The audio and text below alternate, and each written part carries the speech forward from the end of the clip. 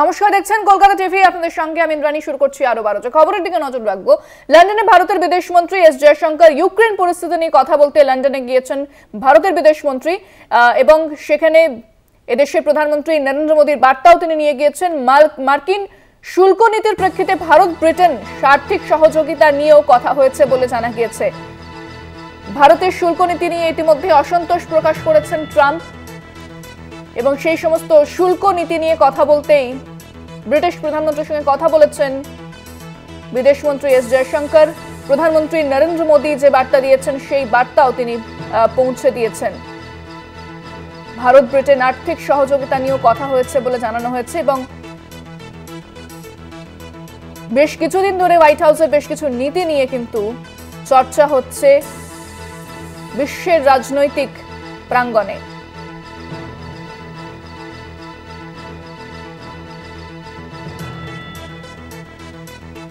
Britain আর্থিক সহযোগিতা নিয়েও কথা হয়েছে, এবং কিছুদিন আগে আমরা জানি যে মার্কিন প্রেসিডেন্ট ডোনাল্ড ট্রাম্পের সঙ্গে দেখা করেছিলেন প্রধানমন্ত্রী নরেন্দ্র মোদী।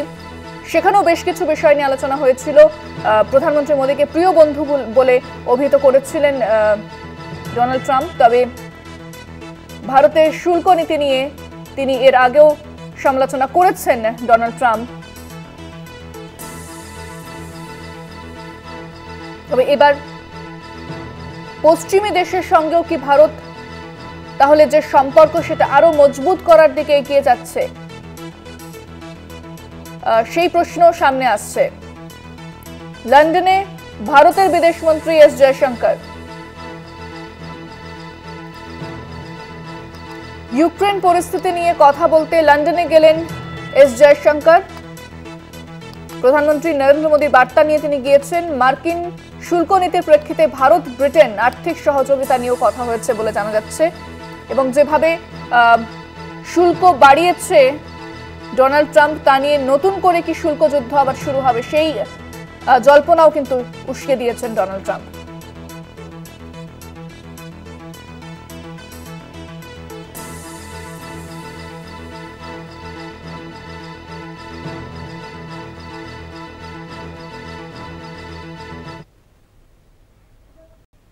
যাদবপুরের খবরের দিকে নজর রাখবো। একাধিক দাবিতে রাতভর ধর্ণায় অরবিন্দ ভবনের সামনে ছাত্রছাত্রীরা। বিকেল 4টার মধ্যে উপাচার্যকে ক্যাম্পাসে এসে নিঃশর্ত ক্ষমা প্রার্থনা। এফআইআর এর নাম থাকা সকলের বিরুদ্ধে মামলা প্রত্যাহার ও নিঃশর্ত মুক্তি। একই সঙ্গে কলকাতা টিভিকে প্রথম প্রতিক্রিয়া যাদবপুর বিশ্ববিদ্যালয়ের উপাচার্যের, আমার কাছে এখনো কোনো প্রস্তাব আসেনি আলোচনার জন্য পড়ুয়াদের কাছ থেকে। সেই প্রস্তাব পেলে আমি নিশ্চয়ই ভাববো কিভাবে ছাত্রছাত্রীরা প্রস্তাব দেয়, সেটাও বড় বিষয়। একজন অসুস্থ মানুষের ওপর এভাবে চাপ সৃষ্টি করা উচিত নয়। উপাচার্য কিন্তু এমনটাই প্রতিক্রিয়া দিয়েছেন। তবে যারা পড়ুয়ারা রয়েছেন তারা নিজেদের দাবিতে অনড়, তারা এখনো পর্যন্ত ধর্ণা চালিয়ে যাচ্ছেন। বিকেল 4টার মধ্যে কথা বলতে হবে, আলোচনা করতে হবে, না হলে কিন্তু বৃহত্তর আন্দোলনের হুঁশিয়ারি পড়ুয়ারা দিয়ে রেখেছেন। যাদবপুর বেশ কয়েকদিন ধরে উত্তেজনা সৃষ্টি হয়েছে সেখানে।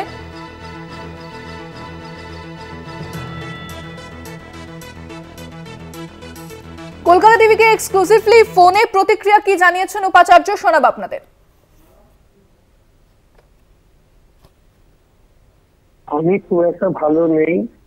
প্রথম কথা, কালকের মিটিংয়ে যখন নানা ধরনের কথাবার্তা হয়, সর্বসম্মতিক্রমে এসবের পরে আরো একটু ব্লাড প্রেশার ফ্লাকচুয়েশনটা বেড়ে যায়। আরো চাপ তো পড়েছি, এবং এখন যদি কেউ শুধু ডেডলাইন বেঁধে দিয়েছে, যেখানে সেটা আমার বলার কিছু নেই। এটা আমি সবাই জানে যে আমি 10 দিনের জন্য সম্পূর্ণ বেড রেস্টে থাকতে ডাক্তার অ্যাডভাইস করেছেন। আমি স্ট্রোক সার্ভাইভার। এই মুহূর্তে তার অ্যাডভাইসের থেকে কোনো রকম এদিক ওদিক করলে কিন্তু আরো অনেক বড় বিপদ তৈরি হতে পারে। সেটা যদি কেউ বলে হোক, অমানবিক চাওয়া হয়, আমার পক্ষে সেটা সম্ভব নয়। এবং যারা চাইছে আমি যাই, তারা তো কি বলবো, তারা আমি জানি না, তারা আমার উপরে যে এই মানে আক্রমণটা হয়েছিল সেদিন সন্ধ্যায়, তার সম্বন্ধে কিছু বলেছে কি, এটা আমার আরো খারাপ লাগছে যে তারা সেটা ভাবলো না কিছু আমার উপরে চাপ সৃষ্টি করে যেতে চাইছে। দুঃখজনক, আর কি বলবো। ছাত্রদের তো আমি ভালোবাসি, তাদের তাদের যাতে সবসময় ভালোর দিকে পরিবারের দিকে সেটাই চাই এবং সেই জন্য কাজও করে গেছি। এইটুকু সংবেদনশীলতা আমি আশা করি আমার থেকে। এ বিষয়ে বিস্তারিত জানবো। ফোনে রয়েছেন প্রতিনিধি শুভঙ্কর মণ্ডল। শুভঙ্কর, তাহলে পরিস্থিতি এবার কোন দিকে এগোচ্ছে?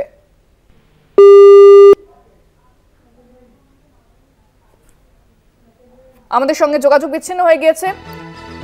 তবে যে খবরের দিকে নজর রেখেছি, যাদবপুর বেশ কয়েকদিন ধরে সেখানে উত্তেজনা সৃষ্টি হয়েছে, গন্ডগোলের সৃষ্টি হয়েছে, তবে পড়ুয়ারা তাদের অবস্থানে তারা অনড় রয়েছেন। উপাচার্য তিনি বলেছেন যে তিনি অসুস্থ, তার উপর যেভাবে চাপ সৃষ্টি করা হচ্ছে সেটা একেবারে উচিত না। তবে পড়ুয়ারা কিভাবে প্রস্তাব দেয় সেটা বড় বিষয়, সেটা তারপরে তিনি ভাববেন, এমনটাই কিন্তু প্রতিক্রিয়া জানিয়েছেন। তবে বিকেল 4টের মধ্যে সেই সময়সীমা ধার্য করে দিয়েছেন পড়ুয়ারা, তারপরে তারা বৃহত্তর আন্দোলনের হুঁশিয়ারিও দিয়ে রেখেছেন।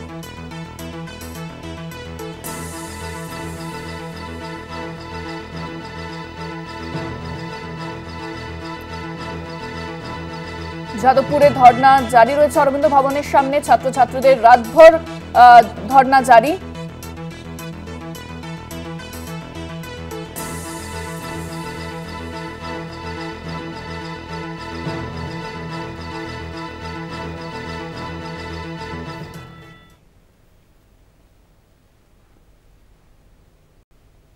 আসি পরের খবরে। আরো অসুস্থ যাদবপুর বিশ্ববিদ্যালয়ের উপাচার্য ভাস্কর গুপ্ত। চিকিৎসকের পরামর্শে হাসপাতালে ভর্তি হচ্ছেন উপাচার্য। ক্রমাগত ওঠানামা করছে রক্তচাপ।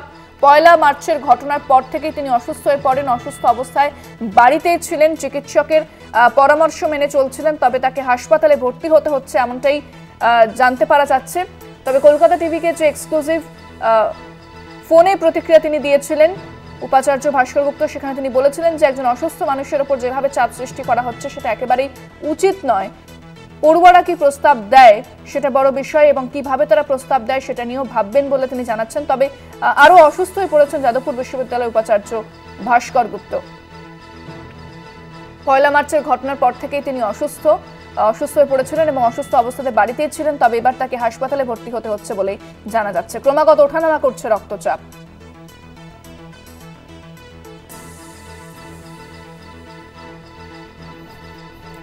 ফোনে রয়েছেন প্রতিনিধি শুভঙ্কর মণ্ডল। শুভঙ্কর, উপাচার্যের শারীরিক অবস্থার বিষয়ে কি জানতে পারছো? যারা তোমায় জানিয়ে রাখি, ভাস্কর গুপ্ত যাদবপুর বিশ্ববিদ্যালয়ের অস্থায়ী উপাচার্য, তার রক্তচাপ অনেকটাই বেড়েছে এবং সেই কারণে রক্তচাপ ওঠানামার কারণেই কিন্তু ডাক্তার তাদেরকে পরামর্শ দিয়েছে যে অবিলম্বে ভাস্কর গুপ্তকে হাসপাতালে ভর্তি হতে হবে। সেই মতো কিন্তু ভর্তির জন্য তিনি বাইপাসের ধারে একটি বেসরকারি হাসপাতালে তিনি গিয়েছেন বলে আমরা জানতে পেরেছি।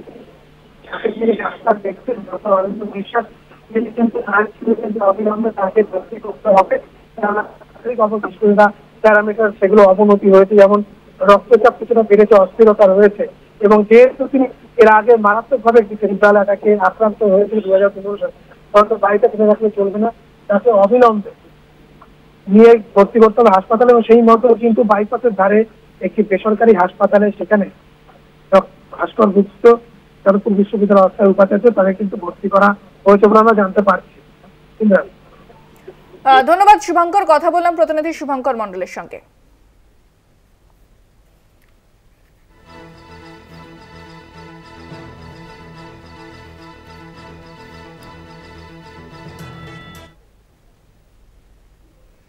খেলার খবরের দিকে নজর রাখবো। একদিনে ক্রিকেট থেকে অবসর নিলেন স্টিভ স্মিথ। ভারতের কাছে হারের পরেই ওডিআই থেকে অবসর। 170 ওয়ানডে, 2টো বিশ্বকাপ শিরোপা নামের পাশে রেখে অবসর স্মিথের।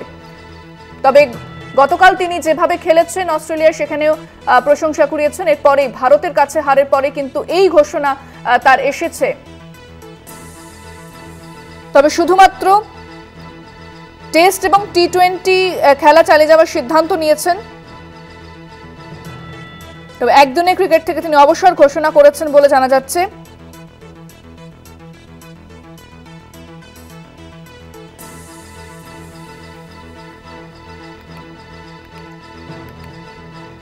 একদিনে ক্রিকেট থেকে অবসর নিলেন স্টিভ স্মিথ।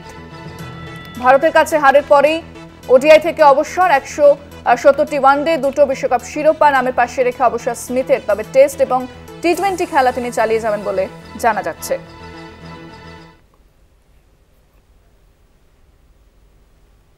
আরো খবর নিয়ে ফিরছি একটা বিরতির পর, সঙ্গে থাকুন। লন্ডনে ভারতের বিদেশমন্ত্রী এস জয়শঙ্কর ইউক্রেন পরিস্থিতি নিয়ে কথা বলতে লন্ডনে গেলেন। বিদেশমন্ত্রী এবং প্রধানমন্ত্রী নরেন্দ্র মোদীর বার্তাও নিয়ে গেছেন। মার্কিন শুল্ক নীতির প্রেক্ষিতে ভারত ব্রিটেন আর্থিক সহযোগিতা নিয়েও কথা হয়েছে বলে জানা যাচ্ছে। এ বিষয়ে আরো বিস্তারিত জানবো। আমাদের সঙ্গে নিউজরুম থেকে সরাসরি রয়েছেন পলিটিক্যাল এডিটর আশিস চট্টোপাধ্যায়। আশিসদা, তাহলে এইবার পরিস্থিতি কোন দিকে যাচ্ছে? লন্ডনে গিয়ে কথা বলে এসেছেন বিদেশ মন্ত্রী এস জয়শঙ্কর। দেখো, এটা বেশ গুরুত্বপূর্ণ একটা ঘটনা। আগের থেকে কোনো শিডিউল ট্রিপ এটা নয়, এটা হঠাৎই ঠিক হয়েছে এবং গোটা পরিস্থিতি সারা দুনিয়ায় যে আলোড়ন চলছে, ট্রাম্প বনাম জেলেনস্কি যে মিটিংটা যেভাবে ভেস্তে গিয়েছে সেটা নিয়ে, এবং তার পরবর্তীতে মার্কিন যুক্তরাষ্ট্র যে একটার পর একটা পদক্ষেপ নিচ্ছে তা নিয়ে, এবং সেই পরিপ্রেক্ষিতে নরেন্দ্র মোদীর কিছু বিশেষ বার্তা যেটা তিনি ব্রিটেনকে জানাতে চান, সেই বার্তা নিয়েই জয়শঙ্কর সেখানে গেছেন। একটা কথা যত দিন যাচ্ছে, ওই ঝগড়াঝাটির পরে যত দিন যাচ্ছে, তাতে একটা কথা স্পষ্ট হয়ে যাচ্ছে যে মার্কিন সমর্থন ছাড়া ইউক্রেনের চলবে না, ইউক্রেন বাঁচতে পারবে না। কেবলমাত্র ব্রিটেন, জার্মানি বা ইটালি, ফ্রান্সের মতো ইউরোপীয় কয়েকটি দেশ যদি কিছু ঋণ টিনও দেয়, কিছু সামরিক সাহায্যও করে, তা দিয়ে মহাশক্তিধর রাশিয়াকে ঠেকিয়ে রাখতে পারবে না। কয়েক সপ্তাহের ব্যাপার, তার মধ্যেই ইউক্রেনের পতন হয়ে যেতে পারে, এই রকম একটা আশঙ্কা তৈরি হয়েছে। সেই পরিস্থিতিতে মার্কিন যুক্তরাষ্ট্রকে বাদ দিয়ে ইউরোপের একলা চলার যে একটা কথাবার্তা খুব জোর হচ্ছিল লন্ডনে, যখন কয়েকটি ইউরোপীয় দেশের রাষ্ট্রনেতারা এসেছিলেন এবং বলা হচ্ছিল ইউরোপের যৌথ সামরিক বাহিনী, এখন কিন্তু সেগুলো পেছনে চলে গেছে এবং জেলেনস্কিও দেখা যাচ্ছে যে তিনি ইউটার্ন নিয়ে এখন দুঃখ প্রকাশ করছেন এবং ডাকলেই গিয়ে খনিজ চুক্তিতে সই করবেন, সেই রকম কথাও প্রকাশ্যেই এক্স হ্যান্ডেলে পোস্ট করে জানিয়ে দিচ্ছেন জেলেনস্কি। সুতরাং পরিস্থিতিটার মধ্যে যে বিপদের সম্ভাবনা রয়েছে, সেই বিপদ সম্পর্কে ভারত তার বক্তব্য ব্রিটেনকে জানাতে চায়, সেইটাও একটা অন্যতম বড় বিষয়। দ্বিতীয় বিষয় হচ্ছে যেভাবে ট্রাম্প প্রশাসন একটার পর একটা পণ্যের শুল্ক বৃদ্ধির ঘোষণা করছে। ইতিমধ্যেই কানাডা, মেক্সিকোর বিরুদ্ধে 25% অতিরিক্ত শুল্ক চাপানো হয়েছে। ভারতের সম্পর্কেও ট্রাম্প বারবার কথা বলছেন এবং শুল্ক চাপানোর হুমকি দিচ্ছেন। এখন তো জানা যাচ্ছে 2 এপ্রিল থেকে তিনি শুল্ক চাপিয়েই দেবেন। সুতরাং এই পরিস্থিতিতেও সারা বিশ্বের যে অর্থনীতি এবং বাণিজ্যের চলাচল, তার উপরে গুরুতর প্রভাব পড়ছে। ব্রিটেন এবং ভারত দীর্ঘদিনের বাণিজ্যিক অংশীদার। আমরা জানি যে একসময় ব্রিটেন ভারত শাসন করত। স্বাধীনতার পর থেকে ব্রিটেনের সাথে ভারতের সুসম্পর্ক রয়েছে, বাণিজ্যিক সম্পর্ক রয়েছে, সামাজিক সম্পর্ক রয়েছে। সুতরাং এই শুল্ক বৃদ্ধির পরিপ্রেক্ষিতে ভারত ব্রিটেন কি একটা মুক্ত বাণিজ্য চুক্তি করতে পারে? মুক্ত বাণিজ্য অর্থে ভারতের যে পণ্য ব্রিটেনে যাবে এবং ব্রিটেনের যে পণ্য ভারতে আসবে, এগুলোর ওপরে কেউই অতিরিক্ত শুল্ক চাপাবে না, নর্মাল শুল্ক চাপাবে। এইরকম কোনো মুক্ত বাণিজ্য চুক্তি ভারত ব্রিটেন করতে পারে কিনা, সেই বিষয়টি নিয়েও কথাবার্তা হয়েছে। তবে চুক্তির দিকে অগ্রসর হতে এখনও অনেকটা দেরি। মোট কথা, ভারত ব্রিটেন বাণিজ্য, সারা পৃথিবীতে বাণিজ্যের চলাচল সম্পর্কে যে পরিবর্তিত পরিস্থিতি, এইসব অর্থনৈতিক বিষয় নিয়েও জয়শঙ্কর কথা বলেছেন কিয়ের স্টারমার এবং ব্রিটেনের বিদেশমন্ত্রীর সঙ্গে, এমনটাই জানা যাচ্ছে। ইন্দ্রাণী, আশিস, সেক্ষেত্রে যদি এই শুল্ক যুদ্ধ চলতে থাকে, তাহলে ভারতের মতো দেশগুলোতে কি প্রভাব পড়তে পারে এবং যে বিশ্ব বাজার রয়েছে সেখানে কতটা প্রভাব পড়বে? আচ্ছা ইন্দ্রাণী, প্রথমেই ভারতের কথাটা দিয়েই শুরু করা যাক। আমরা ভারতীয়, একটা কথা পরিষ্কার যে মার্কিন দেশের সঙ্গে ভারত যে ব্যবসা বাণিজ্য করে, তাতে ভারত উদ্বৃত্ত, অর্থাৎ আমরা যত টাকার রপ্তানি করি তার থেকে কম টাকার আমদানি করি মার্কিন যুক্তরাষ্ট্রের ক্ষেত্রে।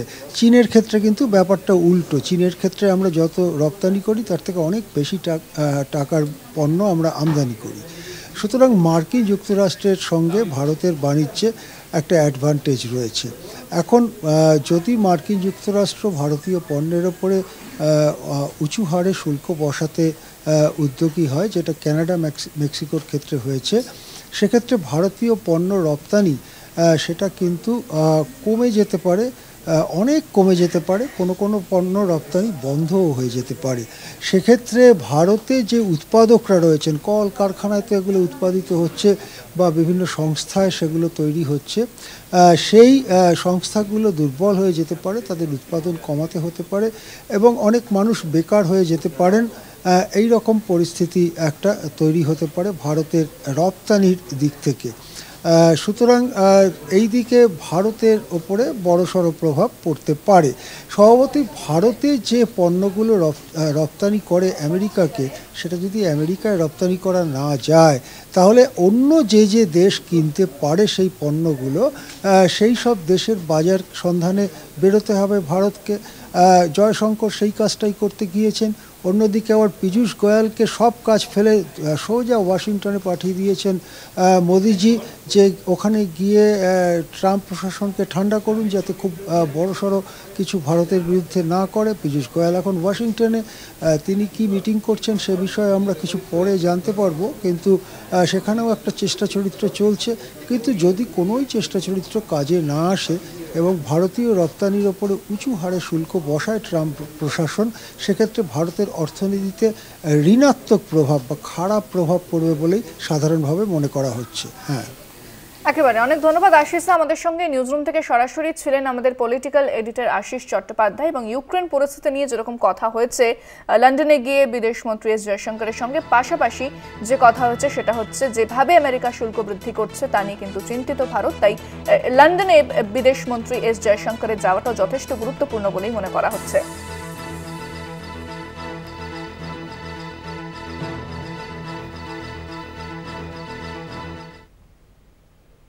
কলকাতা টিভির খবরের জের পশ্চিমবঙ্গের 35টি সম্প্রদায়কে ওবিসি তালিকা থেকে বাদ দেওয়ার সুপারিশ জাতীয় অনগ্রসর শ্রেণী কমিশনের। বাতিল সুপারিশ অধিকাংশই মুসলিম সম্প্রদায়। খবর প্রকাশ্যে আসতেই বিতর্কের ঝড় রাজ্য রাজনীতিতে। তড়িঘড়ি সাংবাদিক সম্মেলন থেকে কমিশনের তথ্য চেপে রাজ্য সরকারের বিরুদ্ধে হিন্দু বঞ্চনার অভিযোগ বঙ্গ বিজেপির। চলতি বছরের ৩রা জানুয়ারি কেন্দ্রীয় সামাজিক ন্যায় বিচার ও সশক্তিকরণ মন্ত্রকের কাছে পশ্চিমবঙ্গের 35টি সম্প্রদায়কে ওবিসি তালিকা থেকে বাদ দেওয়ার সুপারিশ করে জাতীয় অনগ্রসর শ্রেণী কমিশন। কোপ পড়ে অধিকাংশ মুসলিম সম্প্রদায়ের উপরে। এ নিয়ে রাজ্য রাজনীতিতে বিজেপির বিরুদ্ধে ধর্মীয় মেরুকরণের অভিযোগ তোলে শাসক দল তৃণমূল।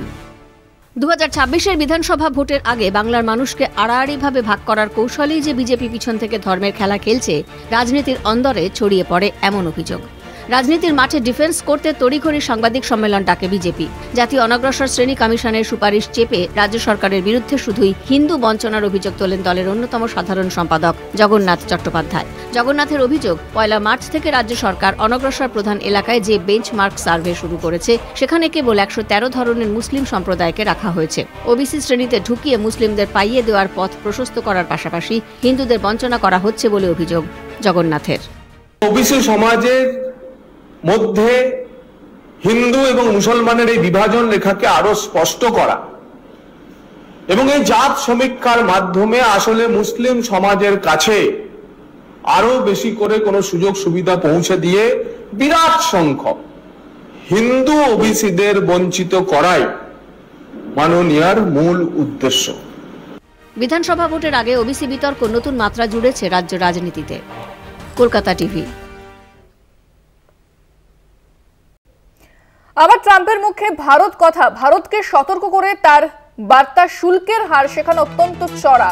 শুল্কের হার না কমালে আমেরিকাও বসাবে পাল্টা শুল্ক। পাল্টা শুল্কের জামানা শুরু হবে 2রা এপ্রিল থেকেই এবং যার জেরে কিন্তু চিন্তা বাড়ছে ভারতেরও। ভারতকে সতর্ক করেছেন ডোনাল্ড ট্রাম্প, শুল্কের হার না কমালে আমেরিকাও বসাবে পাল্টা শুল্ক, এমনটাই জানানো হয়েছে। কি বলেছেন মার্কিন প্রেসিডেন্ট ডোনাল্ড ট্রাম্প, শোনাব আপনাদের। Other countries have used tariffs against us for decades, and now it's our turn to start using them against those other countries. On average, the European Union, China, Brazil, India, Mexico and Canada, have you heard of them? And countless other nations charge us tremendously higher tariffs than we charge them. It's very unfair. India charges us auto tariffs higher than 100%. China's average tariff on our products is twice what we charge them. And South Korea's average tariff is 4 times higher. Think of that, 4 times higher. And we give so much help militarily and in so many other ways to South Korea. But that's what happens. This is happening by friend and foe. This system is not fair to the United States and never was. And so on April 2nd, I wanted to make it April 1st. এই বিষয়ে আরো বিস্তারিত কথা বলবো। Newsroom থেকে সরাসরি রয়েছেন আমাদের সঙ্গে ফোনে রয়েছেন আমাদের পলিটিক্যাল এডিটর আশিস চট্টোপাধ্যায়। আশিস দা, ভারতকে বন্ধু হিসেবে বলেন মার্কিন প্রেসিডেন্ট ডোনাল্ড ট্রাম্প এবং প্রধানমন্ত্রী নরেন্দ্র মোদিও তাকে বন্ধুই বলেন, কিন্তু এ ধরনের শুল্ক যুদ্ধ চললে সেক্ষেত্রে ক্ষতিগ্রস্ত কিন্তু ভারতই হবে। কি বোঝা যাচ্ছে এই বিষয় থেকে? দেখো, প্রিয় বন্ধু হিন্দিতে অনেক সময় বলা হয় জিগরি দোস্ত। তো এতদিন আমাদের সামনে যে ভাবমূর্তি তুলে ধরা হয়েছে ট্রাম্প এবং মোদির সম্পর্কের, তাতে মোদি এবং ট্রাম্প যে প্রিয় বন্ধু বা জিগরি দোস্ত, এইরকমই একটা ধারণা আমাদের হয়েছিল। কিন্তু এই দ্বিতীয়বার ট্রাম্প শপথ নেওয়ার পরে মোদির সঙ্গে হাসি হাসি মুখে ছবি তোলার পরেও ট্রাম্প যে তার রাস্তা থেকে সরে আসেনি বা ভোলেনি, সেটাই স্পষ্ট হলো। আবার ট্রাম্প ভারতকে সোজা সতর্ক করে দিয়ে বললেন, মার্কিন সব পণ্যে যেখানে শুল্ক বেশি রয়েছে সেই শুল্ক না কমালে পাল্টাপাল্টি শুল্ক বসাবে আমেরিকা। এবং ডেটও তিনি দিয়ে দিয়েছেন, ডেডলাইন যাকে বলে, 2 এপ্রিলের মধ্যেই 2 এপ্রিল থেকেই পাল্টা শুল্কের জমানা শুরু হবে। এটাও ট্রাম্প বলেছেন। সেটা অবশ্য শুধু ভারতের জন্য নয়, অন্য যত দেশ সম্পর্কে মার্কিন এই নীতি কার্যকরী হবে সকলের ক্ষেত্রে 2 এপ্রিল থেকে সেটা কার্যকরী হবে, এটাই ট্রাম্প বলেছেন। এবং এর ফলে ট্রাম্পকে নরম করে আনা, ট্রাম্পের সঙ্গে গিয়ে মিটিং করে প্রধানমন্ত্রীর কথাবার্তা বলা বা মার্কিন যুক্তরাষ্ট্র থেকে অনেক সামরিক সরঞ্জাম কেনার প্রতিশ্রুতি দেওয়া ইত্যাদি যে পদগুলো ভারত সরকার নিতে চেয়েছিল সেগুলো মাঠে মারা গেল বলে মনে করা যেতে পারে। কেননা আমরা সকলেই জানি যে ট্রাম্প শপথ নেবার ঠিক পরেই অন্তত 20টি মার্কিন পণ্যে শুল্ক হ্রাস করে ভারত। যে পণ্যগুলো ভারত আমদানি করে আমেরিকা রপ্তানি করে সেই জিনিসগুলোর আমদানি শুল্ক হ্রাস করে। এরপরে নরেন্দ্র মোদী যখন প্যারিস সফরে যান, ফ্রান্স সফরে যান, তার ঠিক আগে আরো 8টি পণ্যের শুল্ক হ্রাস করা হয়। আমরা জানি যে ফ্রান্স থেকে তিনি আমেরিকা গিয়েছিলেন ট্রাম্পের সঙ্গে কথা বলতে, সেই জন্য মোট 28টি পণ্যের শুল্ক ইতিমধ্যেই হ্রাস করা হয়েছে।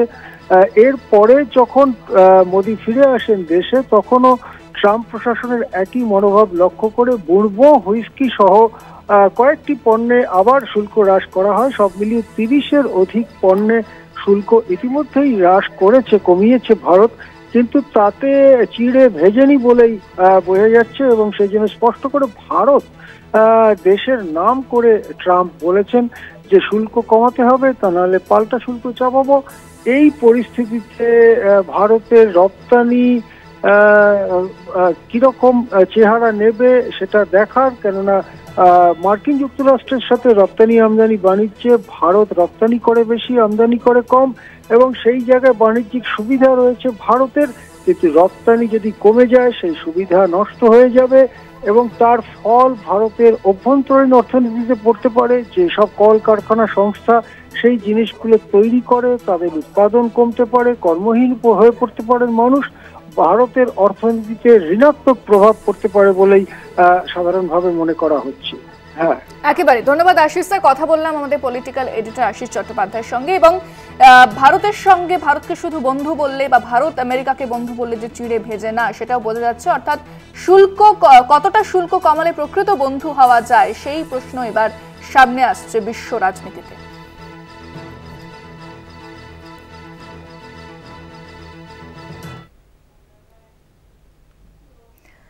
আসছি খেলার খবরে। একদিনে ক্রিকেট থেকে অবসর নিলেন স্টিভ স্মিথ। ভারতের কাছে হারের পরেই ওডিআই থেকে অবসর। অস্ট্রেলিয়া অজি অধিনায়ক স্টিভ স্মিথ তিনি অবসর ঘোষণা করেছেন হঠাৎ করেই এই অবসরে ঘোষণা সামনে এসেছে। আমরা এ বিষয়ে আরো বিস্তারিত জানবো। রয়েছেন প্রতিনিধি ফোনে জয়জ্যোতি ঘোষ। জয়জ্যোতি, স্টিভ স্মিথ আমরা দেখলাম গতকালও যে খেললো, তারপরেই হঠাৎ করে তার এই ঘোষণা, তিনি একদিনের ক্রিকেট থেকে অবসর নিচ্ছেন, কি জানা যাচ্ছে? দেখো ইন্দ্রাণী, আপাত দৃষ্টিতে দেখলে মনে হবে যে আচমকাই হয়তো তিনি অবসর নিলেন, এবং গতকালও তিনি যে রানটা করেছেন সেটা হাইয়েস্ট অস্ট্রেলিয়ার যতজন ব্যাটার ব্যাটিং করেছেন কালকে 73 করেছেন, এবং ক্যাপ্টেন্স নক করেছেন না, তিনি ক্যাপ্টেন্সিও করেছিলেন এই চ্যাম্পিয়ন্স ট্রফিতে। আমরা জানি প্যাট কামিন্স নেই, তবে আচমকা নয় এটা। স্টিভ স্মিথের যারা ঘনিষ্ঠ তারা বলছেন যে সামনে ওডিআই সিরিজ কিন্তু তেমন নেই, এর পরের বছর আমরা জানি T20 ওয়ার্ল্ড কাপ রয়েছে, তাই তিনি এখন তার যে মোস্ট প্রায়োরিটি সেটা টেস্ট ক্রিকেটে দিতে চান। এবং স্টিভ স্মিথ তার ঘনিষ্ঠ মহলে জানিয়েওছেন যে তার এখন প্রথম প্রায়োরিটি হচ্ছে টেস্ট ক্রিকেট। WTC ফাইনাল রয়েছে এবং টেস্ট ক্রিকেটটাকেই তিনি একদম পুরোপুরি ধ্যান করতে চান, যার ফলে তার এই সিদ্ধান্ত। কারণ তিনি নাকি এটা মানে আগে থেকেই চিন্তা করে রেখেছিলেন যে অস্ট্রেলিয়া যাই করুক না কেন এই চ্যাম্পিয়ন্স ট্রফির পর তিনি আর ওডিআই খেলবেন না, এবং অবশেষে এই সিদ্ধান্তে তিনি এসছেন। আর স্টিভ স্মিথ এই সময়ের অন্যতম সেরা ব্যাটার বললে অত্যুক্তি হবে না। তার যদি স্ট্যাটস দেখা যায়, 12টি শতরান ওডিআই ক্রিকেটে, 5800 রান, 170টি ওডিআই, এবং সব থেকে গুরুত্বপূর্ণ যেটা সেটা হচ্ছে দুটি বিশ্বকাপ জয়ী দলের, মানে অস্ট্রেলিয়া 2015-তে এবং 2023-এ বিশ্বকাপ চ্যাম্পিয়ন হয়, এবং সেই দলের একনিষ্ঠ সদস্য স্টিভেন স্মিথ। তাই ওয়ানডে মানে কালার জার্সিতে, ইউরো জার্সিতে তাকে হয়তো আমরা মিস করবো, তবে সাদা পোশাকে অবশ্যই স্টিভ স্মিথ থাকবে। ধন্যবাদ জয়জ্যোতি।